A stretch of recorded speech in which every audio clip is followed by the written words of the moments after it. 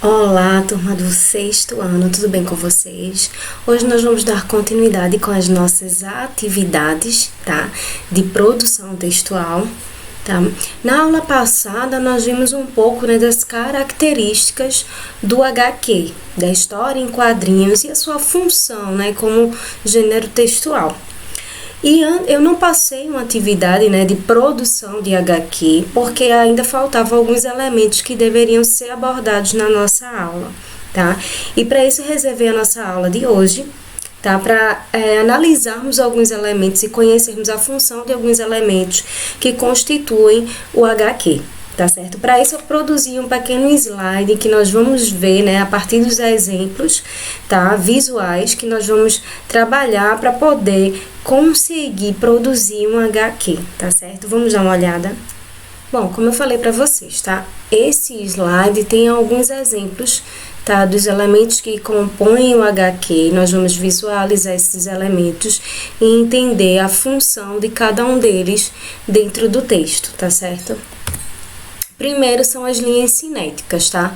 As linhas cinéticas são desenhos em que estão inseridos dentro do HQ que demonstram dá a ideia de movimento do personagem, tá? Você pode ver aqui no primeiro exemplo que eu coloquei da Mônica, tá? A fumacinha saindo de perto dela, né? O movimento do coelhinho rodando a mão dela, né?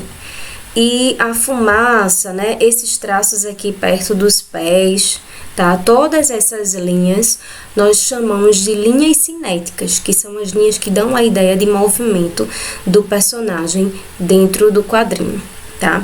Nesse segundo exemplo, eu coloquei vários tipos de linhas cinéticas que nós podemos identificar em qualquer tipo de quadrinho, tá? E nesse terceiro também, ó, o movimento, né, do percurso que fez a moeda na imagem, tá? Não temos apenas esse movimento da imagem como linha cinética nesse quadrinho, mas também essa expressão aqui, ó, perto do rosto do personagem, tá? Aqui em cima também, aqui que dá a ideia, né, de movimento das mãos, né, de levantar a sobrancelha. Todos esses movimentos, né, são representados através dessas linhas. O requadro, né? O requadro ele serve como uma moldura para delimitar o espaço, né, das cenas, né? Então cada requadro ele vai demonstrar uma cena diferente. Nessa história em quadrinhos da Luluzinha, né, nós temos essas linhas cinéticas, esses requadros, desculpe, aqui, ó. Esse quadradinho aqui primeiro é um requadro, esse outro também. E esse requadro ele tem a função de dividir as cenas, né, a ordem dos acontecimentos que estão sendo descritos dentro do quadrinho, tá bom? Os balões, né? Os balões, nós temos os balões como a identificação de um diálogo dentro de um HQ. Mas é importante ressaltar que esses balões, eles possuem especificações, tá? Nós não utilizamos qualquer balão para qualquer tipo de diálogo, tá? Os balões, eles também produzem, né, uma ideia de pensamento, né, de como está sendo transmitido esse diálogo. E aqui nós temos como, por exemplo, tudo isso que eu tô falando para vocês, esse primeiro balão aqui, ó. É um balão próprio para diálogo, né? Um diálogo normal, em que não existe um alvoroço, um grito, né? Uma expressão diferenciada de uma fala normal. Esse balão aqui, cadê o mouse? Aqui. Esse balão aqui, ó, ondulado, ele é utilizado quando o diálogo está expressando um xingamento, um momento de raiva do personagem, tá? Esse aqui de cima, né, com as bolinhas, eles dão a ideia de pensamento, né? É um diálogo, sim, tudo bem, mas o personagem ele não está verbalizando, ele não está falando o que é para o outro personagem. Ele está apenas pensando, está demonstrando o pensamento do personagem, tá? Esse aqui indica sonho, né? Que é quando esse balão redondo aqui indica que tudo que estiver aí dentro, né, desse balão redondinho é uma expressão do sonho do personagem, tá? Esse balão aqui com essas pontas, da ideia de grito, quando o personagem, né, quando o autor ele descreve esse diálogo com esses rabiscos assim, pontiagudos, é a ideia de grito do personagem. Quando tem vários rabiscos dentro dos balões, é a ideia de que é uma fala em grupo, de que todos os personagens que estão inseridos dentro daquele requadro estão utilizando uma mesma fala. Por isso, apenas um balão com uma mesma mensagem, mas com vários rabiscos. E esse último aqui, mas não menos importante, né? Quando ele não tem um rabisco, né? Apenas o balão quadrado, ele indica uma narração, né? É a fala do narrador que vai estar inserida dentro desse balão, tá? E aqui tem alguns exemplos, né? Aqui a ideia de pensamento, de grito. Os pontinhos aqui, ele fala, né? A questão do pensamento, né? Da ideia. Esse aqui também que é um pouco raro de a gente encontrar, né? Esse coração, tá bom? E esse cochicho, né? Da ideia de cochicho, de que está falando baixinho o personagem, tá certo? As onomatopeias, né? As onomatopeias nós sempre visualizamos nas histórias em quadrinhos, porque ela vai trazer a proximidade dos acontecimentos, né? Nós temos os recursos visuais dentro do HQ, e a partir das onomatopeias, elas nos permitem a imaginação do som que está sendo emitido no momento daquela cena, no momento daquela ação, tá? A onomatopeia consiste em palavras que dão a ideia de produzir um som, tá? Nesse primeiro quadro aqui que eu coloquei para vocês, né, tem a ideia glup, né, de roer unhas, nhec, né, de comer algo. Essa daqui é a ideia de frio, tá? Chorando, né? Enxugando as lágrimas. Esse gl com raiva, tá? Boar, que é de choro. Essa aqui também dá a ideia de comer, assim como essa segunda imagem que nós vimos, tá? E aqui tem outro quadrinho, né? Da Turma da Mônica, um requadro, né?